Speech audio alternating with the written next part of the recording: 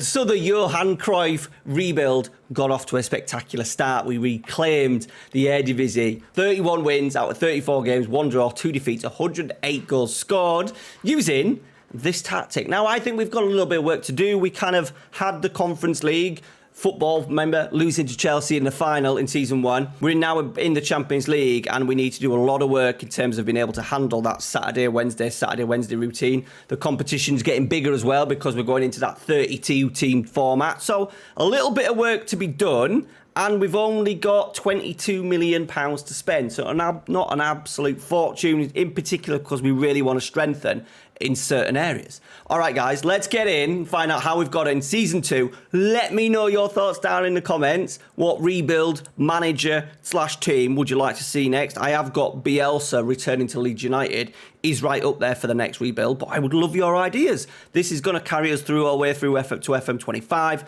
5 seasons, 5 episodes, me playing the game, little season updates. Let me know your thoughts down below. All right. So, we need a little bit of work tactically. By the way, patrons, your tactic is available for you to download right now. If you absolutely love it, go download it. It has worked spectacularly well in the first season, but I'm a little bit apprehensive to see how it does against the teams in the Champions League this season. So, let's go and find out what we've done in the transfer window. I am going to try and get rid of a few as well. We're losing Berghaus. There's a couple that we might need to sell on. Can we get some of these backups like Tarimovic, Sosa, maybe even Vindal, Medic, Mansford potentially.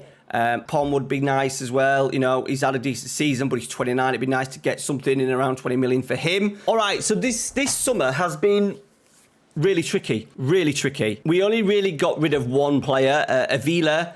We got 3.6 million. That was the only paid deal we got. We had so many deals that were potentially wanted. Loads of Saudi clubs looking at a lot of players like Rensch and Akpom, and then nothing came in. It meant we were a little bit tight in terms of finances. Berghaus has gone as well. We did try one last desperate attempt to keep him just for a season because he'd done so well. 24 goal contributions in the Eredivisie, but he's ended up going to Vitesse. Our first signing was Sepp Vandenberg, obviously on loan for us last season. Nice that we managed to pick him up on a free. Dutch, decent sell-on potential as well. One player in on the thumbnail. Freebie. I absolutely love him in real life. Manchester United should have had him this season, should have got a deal done just so he could be back up. You could see what he could do in the Euros. Always a handful. Yeah, we've got him in. Eredivisie, you know, the plan was that we were going to potentially get rid of Akpom, try and sign another striker, and maybe even let players like Brobby go if we could get him enough money and just have him as a backup. Yeah, I'm really pleased to have him in. 43 grand a week. Like, he's old.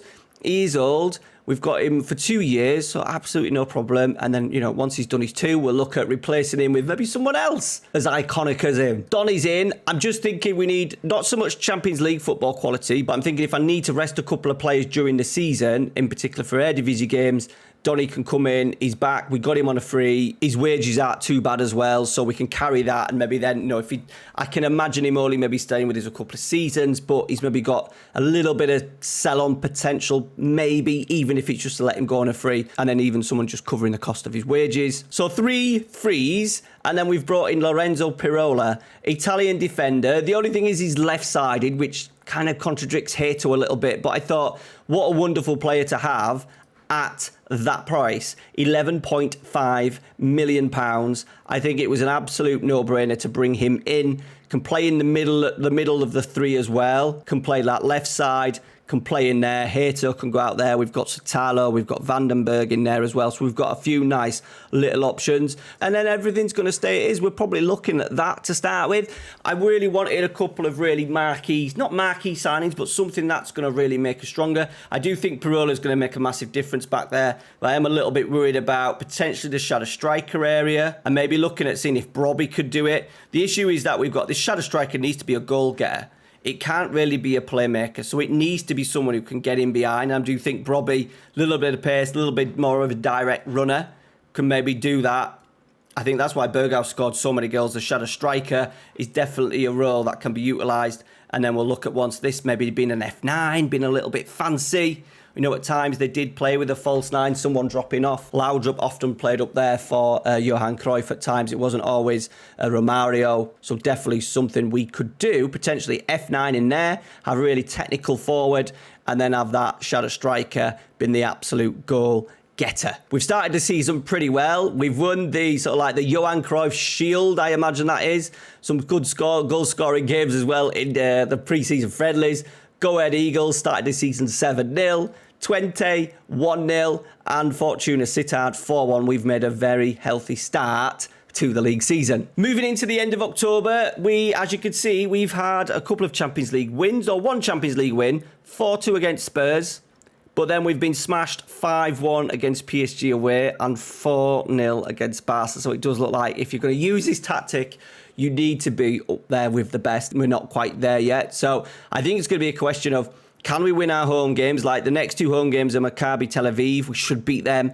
Atleti Madrid, Juventus at home. 3 home games in Europe in a row. Pick up some big points for that. And then Shakhtar away and Anderlecht away. So I think we've done quite well in terms of the draw there. Can we qualify for the knockout round? What do the board want us to do? Reach the Champions League proper. So no problem at all. And only qualify for the Champions League. The Eredivisie itself has gone pretty well. 9 wins out of 11. Only 2 draws. Still undefeated. The 2 draws. One coming at home against Feyenoord. So no absolute disgrace with that. And then a 1-1 draw with NEC. The January transfer window came and went with nothing notable. We let Vindal go. He wanted to leave. He said he was going to leave on a free at the end of sort of like next season anyway. So 6.5 I thought was decent. Gives us a little bit of money to play with in the summer. Our Champions League campaign was absolutely spectacular. We then won all the remaining games. We beat, what would it have been? Maccabi Tel Aviv 5-2, Madrid 1-0, and 2-1 Juventus that we spoke about, those 3 big home games.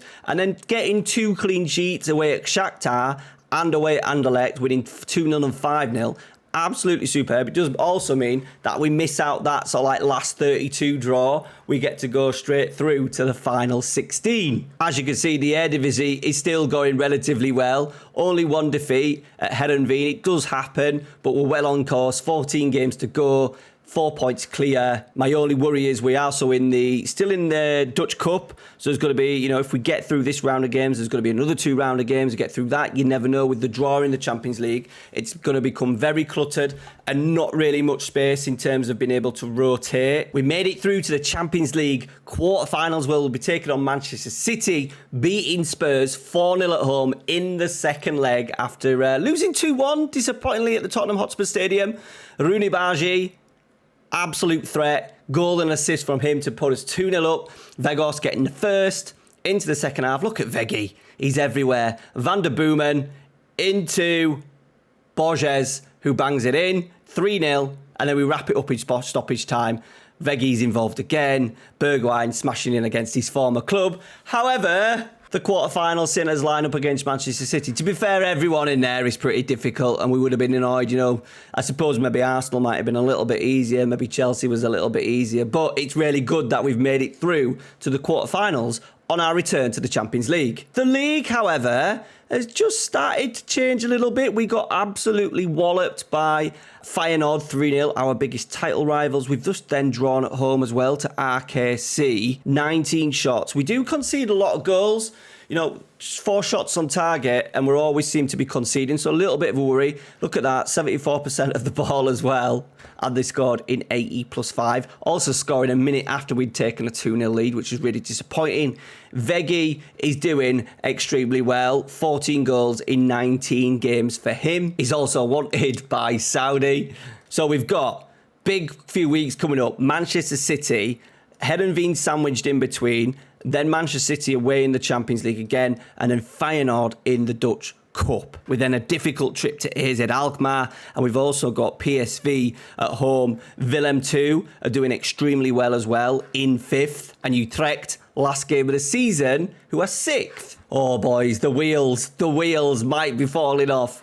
We've lost to Manchester City 3-2 and then 4-1. I did make a couple of changes in the second leg because I was really adamant that we wanted to win the Dutch Cup. The Dutch Cup that we lost 1-0 to our rivals Feyenoord. We did, though, pick up a win in that league game against Heerenveen, which means we're second with a game in hand, over Feyenoord, so this time it's going to go right to the very wire. Last few games, as I mentioned as well, AZ extremely tricky, Volendam should be okay, PSV tricky, Willem tricky, and I think Utrecht tricky as well, saying a lot of tricky there, and it hasn't been helped by a bit of an injury crisis. Best defender, Satalo, best holding midfielder, Henderson, Wout Weghorst out for the season, I think, with a hip injury. Yeah, he's out for the season, got injured in that win against Heerenveen.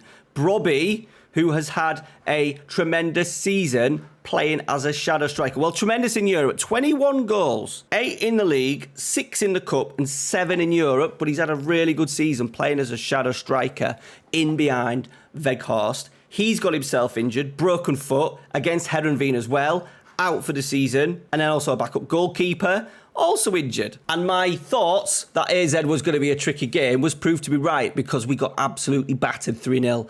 Van Bommel scoring, and the game was made even worse. Early on, like 14 minutes gone, and we're already 2-0 down.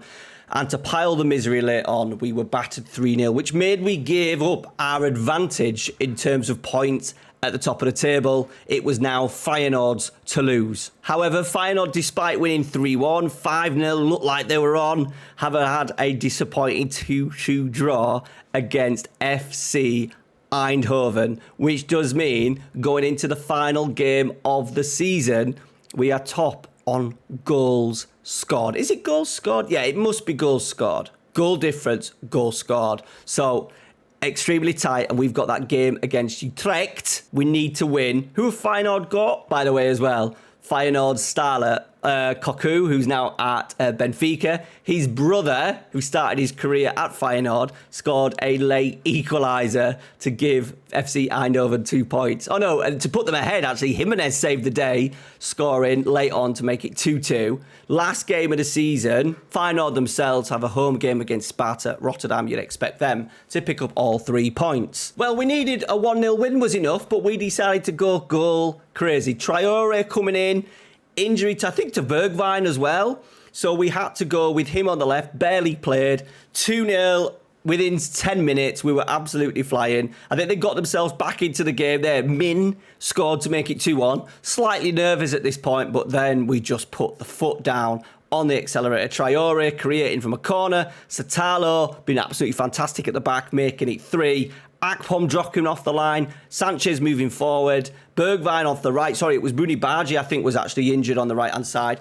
Kenneth Taylor making a late third-man run. Van der Boomen into Taylor, into Bergwijn again, making it, what was that, 5 at this point. Van der Boomen, Traore, Akpom, absolutely lethal combination down that left-hand side. Pirola, Van der Boomen, Akpom's run again, absolutely fantastic. He's had another decent season, considering he was only back up to Veggie. Remember, we lost Veggie, we lost Brobby as well, so we've really done a little bit of a mix and match to get us through the final weeks of the season. As you can see, we've absolutely battered Utrecht to finish off the season and give us another Eredivisie title. Also as well, I thought I was going on holiday in the summer. That wasn't to be. We've been entered in the, I don't know why Ajax are in it, but we've been entered in the Club World Cup. So we'll see how we get on.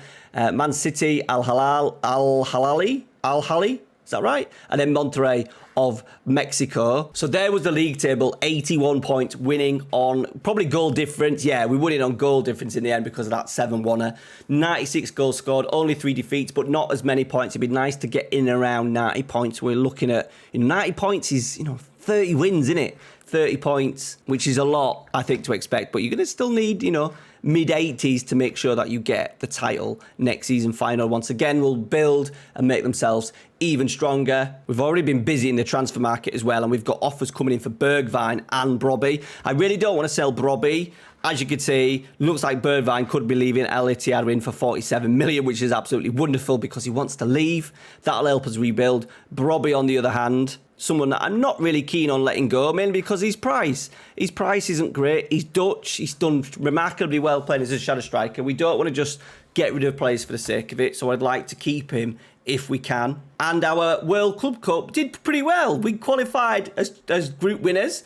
despite losing to City, they then lost to Al-Hilali, and then we beat Monterrey 3-0 and Al-Hilali 7-1. We then drew Boca in the sort of like the second round. I thought we're going to get through here. That's a really good draw. We could have faced other big clubs in and around Europe. We drew Boca and they beat us 2-0. Quite close in terms of games. They've obviously taken their chances on the day. All right, guys, that is season 2 done of the Johan Cruyff rebuild.